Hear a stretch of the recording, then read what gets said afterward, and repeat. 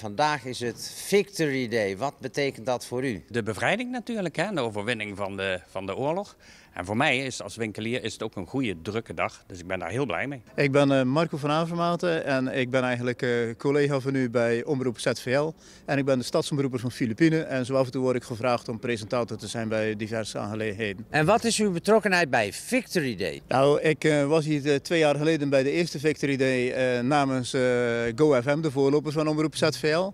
En dat vonden ze eigenlijk zo leuk dat ze gevraagd hebben van wil je af en toe niet de presentatie een beetje op je nemen voor ons. Waarom doen wij dit? Ja, we willen toch de herinnering een beetje houden bij de mensen van wat er zich toen heeft afgespeeld.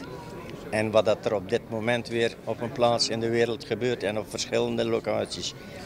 Dat is eigenlijk het idee van Victory Day. We willen toch bij de mensen in gedachten houden. En Adrie die vroeg mij 3 jaar geleden van... ik zou graag een Victory Day willen organiseren in Terneuzen. En wil jij mij daarbij helpen? En ik heb daar ja op gezegd. Dus we zijn er 3 jaar geleden mee begonnen. En ja, wat brengt Victory Day naar Terneuzen? Dat brengt de mariniers, de commando's, voertuigen naar Terneuzen. En alles even vanmiddag muziek naar Terneuzen. En ja, daar doen we het eigenlijk voor. En we hebben het nu 3 jaar, dit is het 3e jaar. En we hebben gezegd, na 3 jaar stoppen we ermee.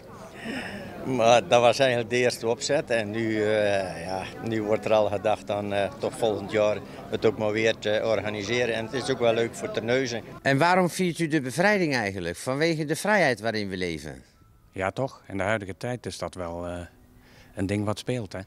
Maar sommigen zeggen dat de vrijheid van meningsuiting wel wat onder druk staat. Ja, dat zou kunnen. Maar ja, ik vind dat je ook niet alles kan zeggen. Hè. Of het mag misschien wel, maar of je het moet doen is natuurlijk wat anders. Dus ik denk dat die vrijheid van meningsuiting, dat valt nog wel mee, denk ik. De belangrijkste, dat is eigenlijk dat de oud-mariniers, de commando's en al dat samenkomt. En die mensen die kennen elkaar van allerlei dingen. En het is ook voor het publiek wel leuk. Dus, maar dat is eigenlijk gewoon de samenkomst van iedereen. We zijn begonnen met een toerritje door Terneuzen. En iedereen gewoon gezellig bij elkaar en iedereen heeft zijn eigen herinnering. Er zijn ook die commando's die hebben vroeger ook dingen meegemaakt. En ja, het brengt gezelligheid bij elkaar onder die mensen. Dat zie je. Vanmorgen waren we om 6 uur hier aanwezig en waren die mannen elkaar omhelzen en doen.